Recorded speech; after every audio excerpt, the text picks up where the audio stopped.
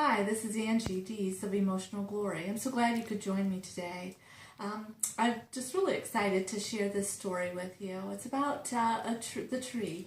You can find that in the book Emotional Glory, and it was a lesson that God gave to me several years back as I was walking on my daily walk and talking to the Lord. I walked across the creek where I normally always crossed, and I was praying and asking God to help me to find the answers that I needed. And he just simply had me stop there at the side of the road and said, "Look up." And as I looked up, what did I see but a tree that was different? See, from eye level, I could only see all the green. But yet, when I looked up, I saw something different. I saw what God was calling me to be. To look up and to be different and not be ashamed of it. Though I had went through some terrible times and some hurtful things, it was okay. It was God showing me that through those trials and through those tribulations that I was going to get well, that I was going to be better, and that it was okay to be different. And that's what I think that he calls all of us to do. You know, it's easy to compare ourselves to with one another. You know, if I was that tree, I would have been comparing myself, thinking I was different from all the other ones. They were all green, but yet there was this one white-barked tree. And it stood out, and it stood up, and its branches reached forth. And I remember that day, and I remember looking up.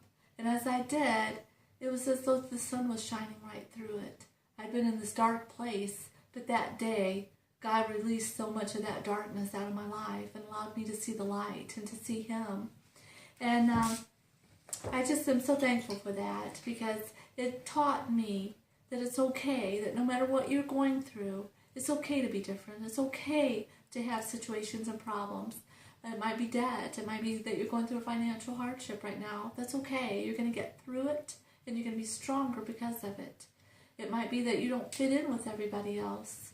You know, I don't fit in with everyone else, and that's okay. I don't drink, and I don't smoke, and I don't go to some of the situations that other people do. But I am just different. And that's okay, and they're different, and that's okay. God doesn't want us to compare ourselves with one another.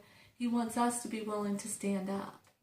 And are you willing to do that? Are you willing to stand up today and say, you know, it's okay. It's okay if I don't look like someone else. It's okay if I don't act like someone else or talk like someone else. You know, God wants you, as unique as you are, to be that unique you.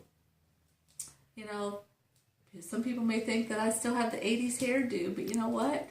That's me. That's what I like. And it's okay for me to be different. It's that uniqueness that God has shined on me and allowed me to be. And I'll never forget that winter after the summer had gone and the leaves had fallen, and that tree was now just empty of all the leaves. It wasn't the only tree. My grandson went to church with me one Sunday, and as we were traveling, he said, "Grammy, look at all those trees." And I looked over, and there was white-barked trees everywhere. You see, it's okay, because sometimes it just takes one tree that stands out and seems to be different. And before you know it, there's all kinds of them just like that. And that's like you and I. If we are willing to stand up and be different, we can win the world through revival, through making changes and allowing God to take us to places that we never even dreamed we could be. To be that extension that He has called us to be.